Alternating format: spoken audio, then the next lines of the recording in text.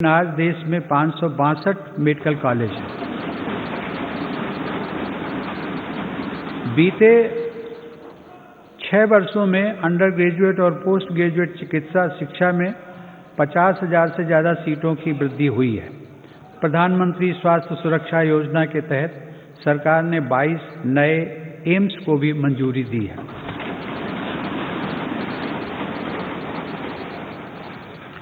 राष्ट्रीय चिकित्सा आयोग के साथ ही 4 स्वायत्त बोर्ड का गठन कर केंद्र सरकार ने चिकित्सा शिक्षा के क्षेत्र में ऐतिहासिक सुधारों की नींव रखी है।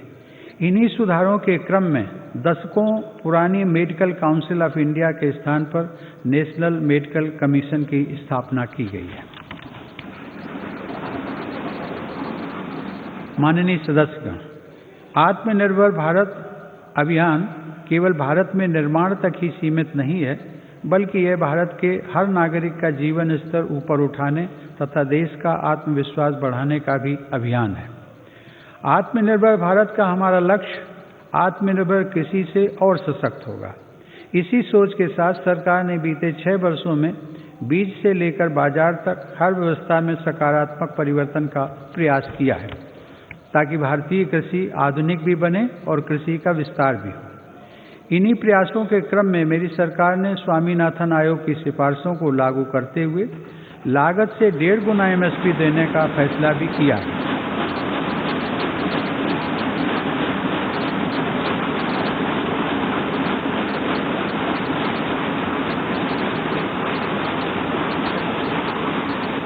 मेरी सरकार आज न सिर्फ MSP पर रिकॉर्ड मात्रा में खरीद कर रही है, बल्कि खरीद केंद्रों की संख्या को भी बढ़ा रही है।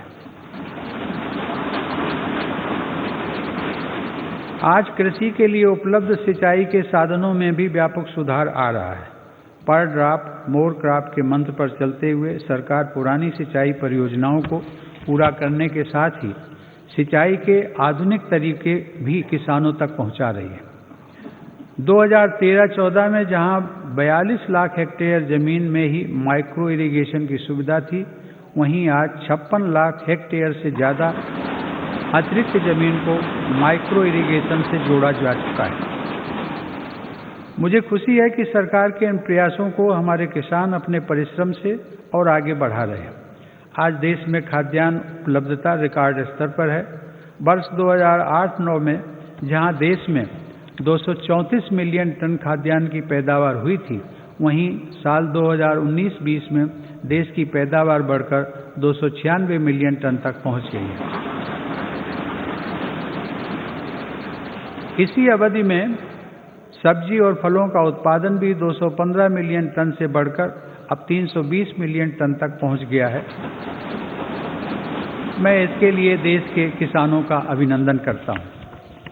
माननीय सदस्यगण, समय की मांग है कि कृषि क्षेत्र में हमारे जो छोटे और सीमांत किसान हैं, जिनके पास सिर्फ 1 या 2 हेक्टेयर जमीन होती है, उन पर विशेष ध्यान दिया जाए। देश के सभी किसानों में से 80% से ज़्यादा ये छोटे किसान ही हैं और इनकी संख्या 10 करोड़ से ज़्यादा है। मेरी सरकार की प्राथमिकताओं में ये छोटे और सीमांत किसान भी हैं। ऐसे किसानों के छोटे छोटे खर्च में सहयोग करने के लिए PM किसान सम्मान निधि के जरिए उनके खातों में लगभग 1,13,000 करोड़ से अधिक रुपए सीधे ट्रांसफर किए जा चुके हैं। प्रधानमंत्री फसल बीमा योजना का लाभ भी देश के छोटे किसानों को हुआ है। इस योजना के तहत पिछले 5 वर्षों में किसानों को 17,000 करोड़ रुपए प्रीमियम के एवज में लगभग 90,000 करोड़ रुपए की राशि मुआवजे के तौर पर मिली है। देश के छोटे किसानों को साथ जोड़कर 10,000 किसान उत्पादक संगठनों यानी फार्मर प्रोड्यूसर ऑर्गेनाइजेशंस को स्थापित करने का अभियान एक ऐसा ही प्रभावशाली कदम है। इससे इन छोटे किसानों को समृद्ध किसानों की तरह बेहतर तकनीक, ज़्यादा ऋण, पोस्ट हार्वेस्टिंग प्रोसेसिंग एवं मार्केटिंग की सुविधाएं और प्राकृतिक आपदा के समय सुरक्षा मिलनी सुनिश्चित हुई है।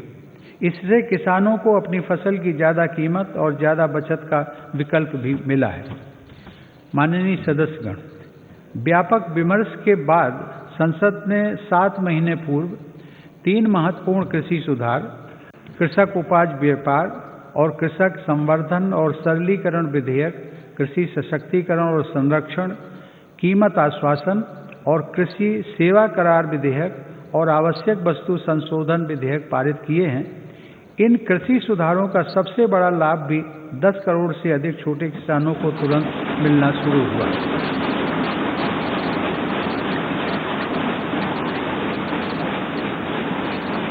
छोटे किसानों को होने वाले इन लाभों को समझते हुए ही अनेक राजनीतिक दलों ने समय समय पर इन सुधारों को अपना भरपूर समर्थन दिया था।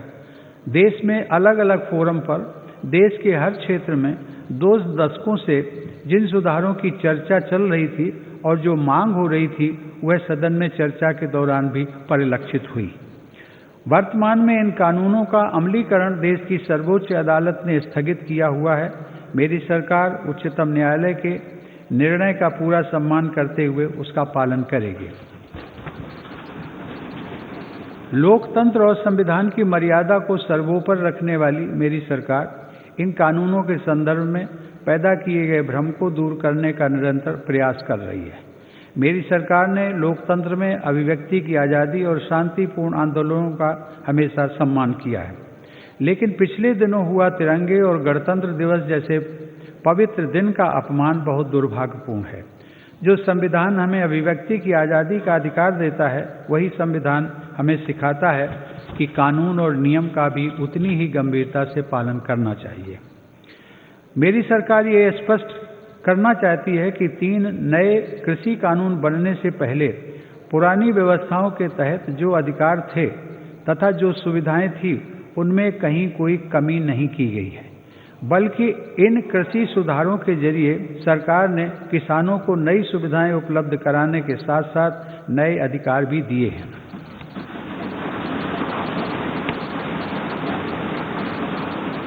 माननीय सदस्यगण, कृषि को और लाभकारी बनाने के लिए मेरी सरकार आधुनिक कृषि इंफ्रास्ट्रक्चर पर भी विशेष ध्यान दे रही है। इसके लिए 1 लाख करोड़ रुपए के एग्रीकल्चर इंफ्रास्ट्रक्चर फंड की शुरुआत की गई है। देश भर में शुरू की गई किसान रेल भारत के किसानों को नया बाजार उपलब्ध कराने में नया अध्याय लिख रही है।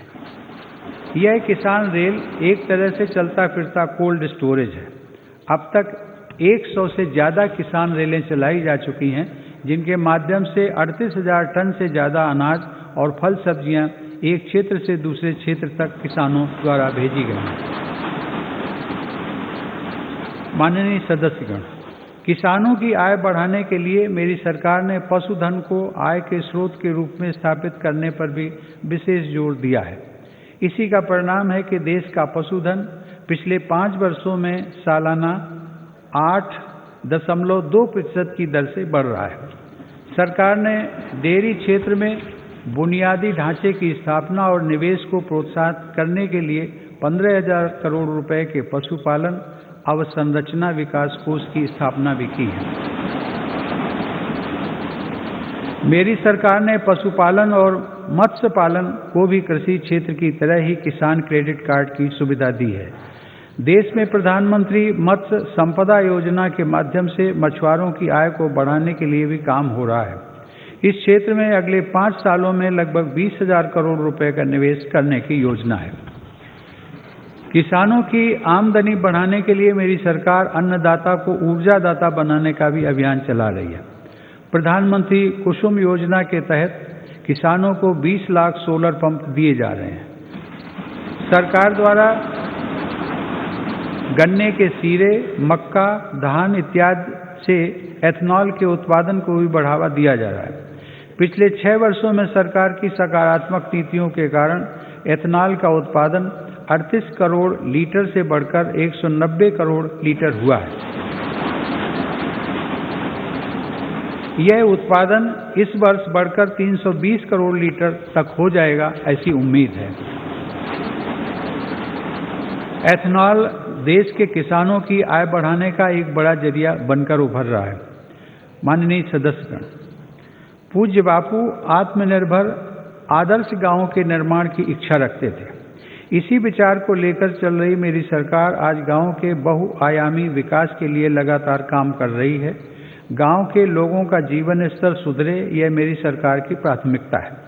इसका उत्तम उदाहरण 2014 से गरीब ग्रामीण परिवारों के लिए बनाए गए 2 करोड़ घर हैं। वर्ष 2022 तक हर गरीब को पक्की छत देने के लिए प्रधानमंत्री आवास योजना की गति भी तेज की गई है। मेरी सरकार द्वारा शुरू की गई स्वामित्व योजना से अब ग्रामीणों को उनकी संपत्ति पर कानूनी हक मिल रहा है।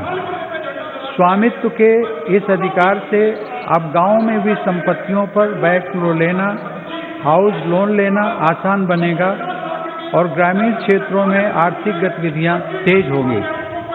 इस योजना का भी विशेष लाभ गांव के छोटे उद्यमियों और कुटीर उद्योगों से जुड़े लोगों तथा छोटे किसानों को होगा।